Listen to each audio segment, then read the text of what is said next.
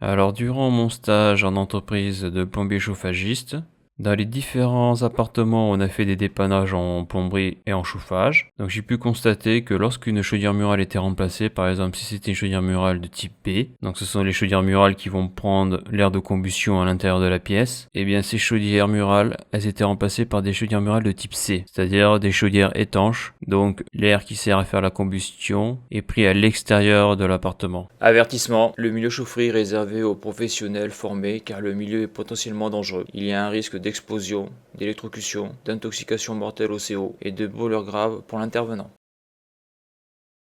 Donc là, on est sur un appartement. Donc, comment ils ont fait? Alors, ils ont mis une chaudière étanche. Donc, je crois que c'est en plus une chaudière à condensation. Donc, ils l'ont mis à l'emplacement de l'ancienne chaudière murale. Donc, il n'y a pas trop le choix hein, parce qu'il y a l'arrivée de gaz, l'arrivée d'eau, le départ de chaude sanitaire, plus les deux tuyaux de chauffage aller-retour. En plus, il y a l'alimentation électrique. Donc, la question qu'on peut se poser, c'est donc avant, il y avait une chaudière type B. Là, on passe sur du type C, donc de l'étanche. Donc, il faut aller chercher l'air à l'extérieur et évacuer les gaz de combustion. Donc c'est des chaudières ventouse ça. Où est-ce qu'ils vont mettre la ventouse? Donc là on voit déjà là ils ont mis un coude à 90 degrés et on voit qu'il y a une tuyau là qui part là. Donc c'est le conduit de fumée de la chaudière mais c'est aussi son amené d'air. Donc là on est sur un côté de la cuisine et de l'autre côté de la cuisine il y a le mur extérieur. Donc sur cette photo on voit ce que je disais là, tous les tuyaux là sont encastrés dans le mur donc ça on peut pas le changer à moins de faire une très grosse rénovation car pour encastrer tous ces tuyaux là et les déplacer donc de l'autre côté de la cuisine il y a du boulot. On remarquera là que les conduits qui servent à évacuer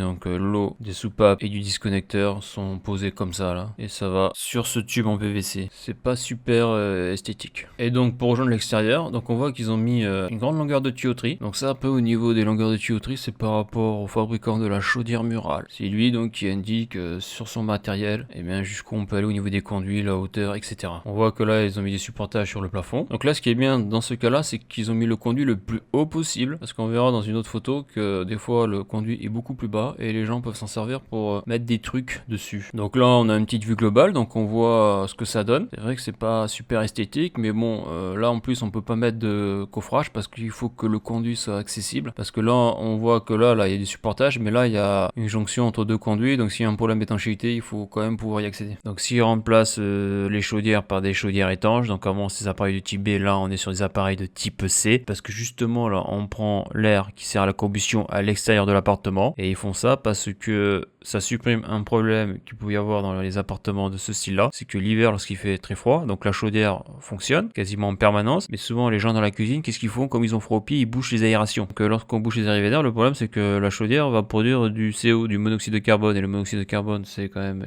très dangereux. Et d'ailleurs, souvent dans les faits d'hiver, l'hiver en France, il y a souvent des intoxications mortelles au CO. Donc avec la chaudière étanche, il n'y a plus ce problème-là, car l'air qui est utilisé pour la combustion du brûleur n'est plus pris dans la cuisine, mais il est pris à l'extérieur de l'appartement. Alors pour illustrer ce que c'est une chaudière de type B, donc là on a une chaudière de type B, c'est-à-dire que la chaudière donc a un conduit, ça c'est une gaine en aluminium qui est raccordé donc ici là sur le mur, là on va sur une VMC gaz, donc ça c'est l'évacuation des gaz de combustion et donc l'air qui sert à faire la combustion dans la chaudière provient de la cuisine. Donc on remarquera ici là une bizarrerie, ici là ils ont mis des purgeurs là avec un coude et un coude ici là, donc on voit qu'ici il y a un point haut là, en principe on met des purgeurs sur les points hauts mais c'est vrai que dans une cuisine comme ça fait moche. Et puis surtout je me pose la question de l'efficacité parce que même s'il y a de l'air dans le tuyau ici, la pompe pousse, ça va dans les radiateurs et après tu purges tes radiateurs. Là je vois pas trop l'intérêt. Là on le voit, il y a bien un point haut là et là il n'y a pas de purgeur là, donc l'air reste bloqué ici là. En tout cas une partie. Bon en tout cas c'est particulier comme montage.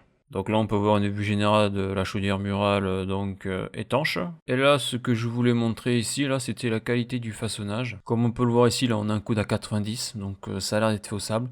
Et là on a un coup d'épousement, donc on voit qu'à l'époque ils prenaient le temps de faire un coup d'épousement parce que de ce que j'ai pu voir en entreprise là actuellement, les gens qui sont sur le terrain te disent tous qu'on n'a pas le temps de faire un coup d'épousement, ça prend trop de temps, on fait 2 coups à 90 basta, on n'en parle plus, ou alors on fait un coup à 90 on met un coup à 90 à braser, mais on a pu le voir dans les précédentes vidéos qu'esthétiquement c'est moche quoi. En réalité je me rends compte que si les gens ne font pas de coups d'épousement sur le cuir, c'est parce qu'ils ne savent plus les faire. Donc je ferai des vidéos sur les coups d'épousement clients sur ma chaîne, ça c'est sûr. Mais bon, à l'époque, donc cet appartement doit avoir 30 ans, un plombier, chauffagiste, lorsqu'il tirait 2 tuyaux parallèles et qu'il y avait un changement de direction, il faisait un coup d'épousement. Aujourd'hui, c'est plus le cas. Alors, pas pour tout le monde, hein, mais pour beaucoup. Pour une raison de temps. Donc là, on est dans un autre appartement. Donc là, c'est pareil, à gauche, chaudière murale étanche. On voit le conduit de fumée, là. Là, on voit que la longueur étiquetée est beaucoup plus grande. Mais là, on voit surtout, il y a un truc en bois qui dépasse, là.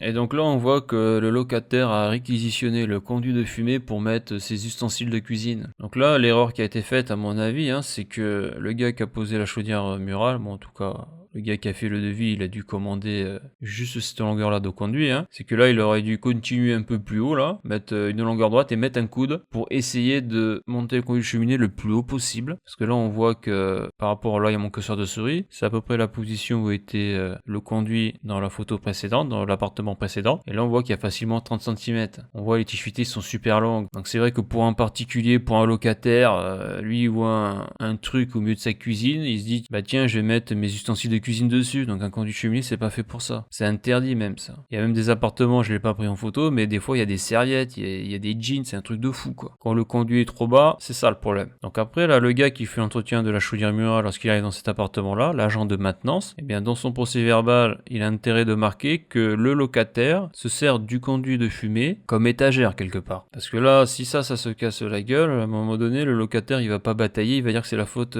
du gars qui est venu faire l'entretien de sa chaudière et qu'il a mal fait. Donc ça c'est important, si tu fais la maintenance sur ce type de machine là, et si c'est le gros bordel dans l'appartement comme ici là, il faut le signaler sur le procès verbal. Donc après il faut aussi prévenir le client, mais bon le problème des locataires c'est qu'il y en a ils s'en foutent quoi. Ils sont chez eux, ils ont pas la notion du risque, parce que là le souci qu'il peut y avoir c'est que je mets 2-3 ustensiles de cuisine et après voilà je te mets un jean, une serviette et voilà quoi. D'ailleurs on le voit ça gondole un peu là, donc ça c'est pas bon. Il aurait fallu mettre le conduit plus haut et donc si un jour en maintenance sur ce type de machine là tu vois ça, il faut le marquer sur le procès verbal pour se couvrir. Et bien sûr prévenir le client. Donc on voit quand même que sur ces deux appartements, il y a quand même des longueurs de tuyauterie assez grandes. Pareil, on remarquera ici, là au niveau du façonnage du cuivre, là la cuillère elle est vraiment bien faite là. On voit la symétrie là au niveau des emboîtures, c'est vraiment propre. Et là pareil, on voit ici la coude à 90, coude à épousement, puisqu'il est bien fait là. Coude à 90, coude à épousement. Donc vraiment à l'époque au niveau du façonnage du cuivre, il faisait les choses bien. Parce qu'aujourd'hui c'est plus trop le cas. Donc après le conduit il sort du mur, donc là c'est encore un autre appartement. Hein. Il y a des appartements où il y a des cuisines, il y a des balcons. Et donc suivant l'étage où on se trouve, on a un balcon. Et la réglementation interdit de faire sortir le conduit de cheminée donc à ras du mur. Il faut que le conduit de cheminée dépasse le balcon. Donc c'est pour ça qu'en plus dehors, les tiges filetées, et ils ont mis des rallonges là pour aller après le balcon. Alors je voulais aussi rajouter là, pendant mon stage, j'ai vu ce genre de choses là. Donc ça ce sont des chaudières murales qui sont donc dans le sous-sol. Hein. Donc là on est au ras du sol. On voit que la ventouse sort à 20 ou 30 cm du sol. Donc là ils ont mis une grille de protection tout autour. Donc je pense que c'est une grille anti-vandalisme. Et c'est surtout aussi, comme on voit le serrage de la grille, pour éviter que des rongeurs ou des bestioles rentrent à l'intérieur du conduit. Parce que ici, là au milieu, là, on a l'évacuation des gaz de combustion. Mais ici sur le côté, on a l'air neuf qui rentre dans le conduit pour aller au brûleur de la chaudière qui est étanche. Donc c'est probablement une chaudière condensation. Donc là, vu la hauteur qu'il y a, d'ailleurs on voit qu'il y a un insecte ici, je serais pas étonné que dans le conduit d'air neuf, là, au niveau du brûleur, qu'il y ait plein d'insectes, ce genre de choses. Donc là on peut voir qu'il y a deux chaudières, donc probablement pour la modulation de puissance ou pour avoir un secours. Et donc pour finir, je voulais montrer ça là, donc j'avais trouvé ça marrant. Donc là on a une chaudière murale, là l'évacuation donc des soupapes, du disconnecteur, et là ils ont fait un siphon donc avec le cuivre là. Donc ouais, j'ai trouvé ça marrant de voir ça dans un appartement, parce que là la personne s'est quand même fait chier à faire une grande boucle, donc ça en plus ça a dû être fait au sable. Donc là après on peut voir que là qu'il y a deux siphons là, donc probablement un pour la machine à laver et un pour le lave-vaisselle. Donc voilà ce que j'ai vu en stage sur les conduits de chaudière murale qui m'avaient marqué. Alors voilà pour cette vidéo. Si tu as aimé la vidéo, n'hésite pas à la liker et à la partager. Tu peux t'abonner à la chaîne. Tu peux aller voir les articles de mon blog qui traitent de l'électricité, du chaud et du froid. Et pour ceux qui voudraient me soutenir financièrement dans la reproduction de mes vidéos par un don, le lien est sur la page d'accueil de la chaîne YouTube. Merci et à bientôt pour une prochaine vidéo.